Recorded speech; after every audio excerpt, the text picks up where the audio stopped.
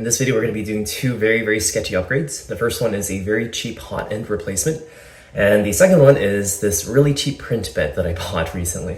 Let's start with the Hotend. That happened a few days ago. You join me after a few days of finishing up with the servicing of the Prusa, and unfortunately we still have a problem. All those loose threads, that's because there was a bit of a problem, and I think I know why as well. If you look over here at the very corner there, there's a little bit of PETG that's kind of accumulating on the top part of the heat end. So previously you saw me replace this entire thing and kind of clean it up a little bit on the servicing, and now it is all back. I'm pretty sure the original reason why they switched into a neck extruder or a nozzle that's like the one they had was to avoid this problem. The original stock nozzle looks like this. The top portion where the adapter here is located, it's leaking PETG into the side area. I'm pretty sure this is the cause for the first problem that I had with it as well. And now I'm suspecting that the reason why a lot of my prints are failing is because the PETG is accumulating on some of these sensors and it's throwing everything off. I'm thinking that's not the only issue, but that is definitely one of the issues I can see.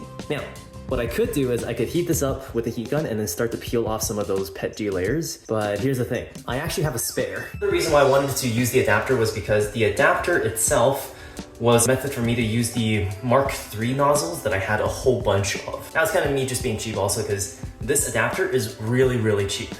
Each of these nozzles in Canada right now costs around 60 bucks, and this adapter is around 20, so it's way cheaper. Now I'm seeing the problem in it because, yeah, as I mentioned, it's leaking. I've had this for about 3 months. I want to say a good 200 hours of print time, and after 200 hours of print time, it started to just leak.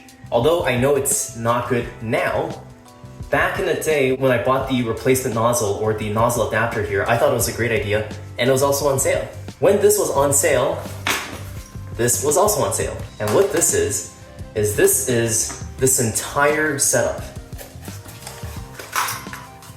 And what comes with this set, which is, by the way, only around $21 Canadian, is you get a whole bunch of nozzles, you get a black one at the end, you get one of the adapters I've already used on here, get a hex key, a silicone sock, which I've been told I should be using, a metallic piece, and a Hotend as well as a temperature sensor. This entire setup in about $21, which is approximately the same cost as just this adapter for the Mark IV. And now I'm at a crossroads because on one end, I don't want to have any more print fail on me because this adapter kind of leaks a lot after a little bit of use.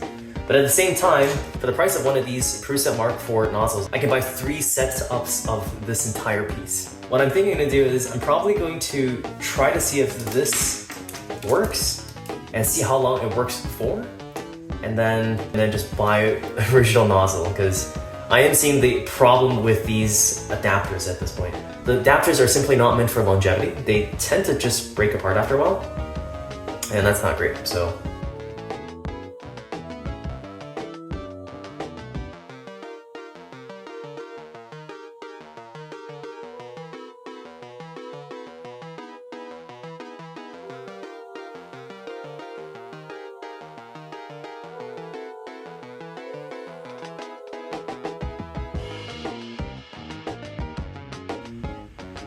Right to tight, counter to changer, as I mentioned. So first of all, this has to be tight this way, and this is going to be tight this way. And lastly, this entire kit also comes with a silicone sock, which I have been told is something I should have been using a while ago, because this will prevent any of this from ever happening. Silicone sock on. And everything is in place. Out with the old, in with the new.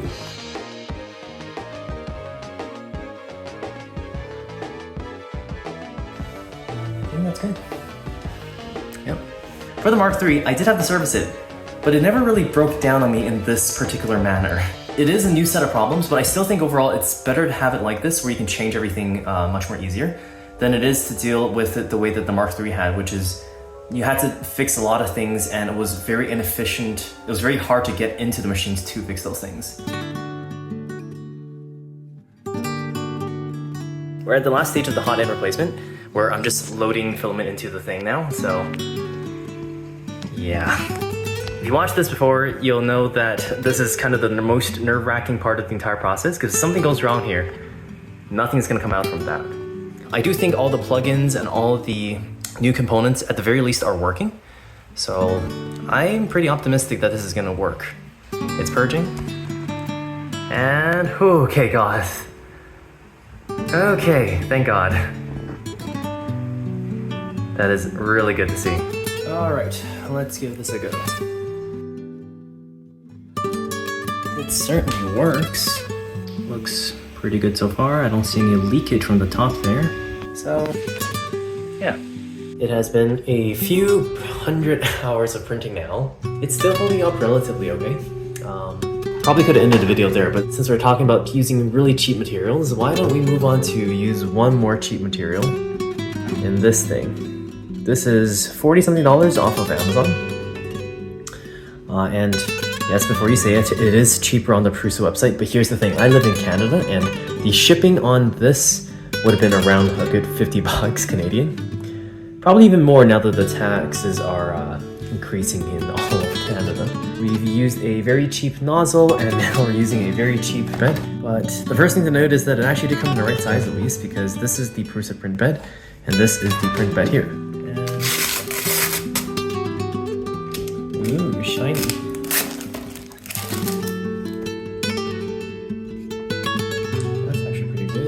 The backside's textured, I figured I'd use just because sometimes I do lose a little bit of bed adhesion. I'm wondering if maybe this is better. Oh, let's see if this performs. Let's see if this works. Oh, it is magnetic.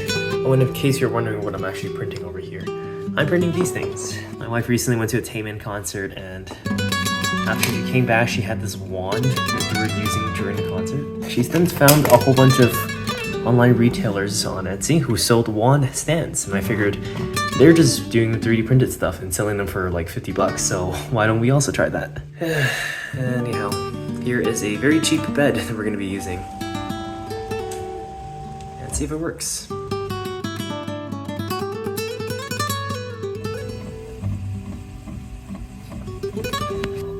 Yeah, I couldn't really see it before, but that is definitely a line. There you go. Okay, it is printing on it. So you can see it works. With this batch, it had no problems. With the next batch, however, I was printing something with lettering that went directly onto the bed, and with that, it didn't work out that well. This is what it looks like. It's got that pattern on the back end, and like I said, this is just, I think, $44 on Amazon. Regardless, it... whoa. This is still perfectly smooth. I don't see any issues with it at all. And the back is just, well, the back is the back. Let's see if anything happened on this side. Oh, it did. I'm pretty sure you can see that on the camera too, but there are patterns on the back. Look at that. That is really cool. It's a little bit of warping at the top there, but if I wanted to reduce that, I probably would just add a rim.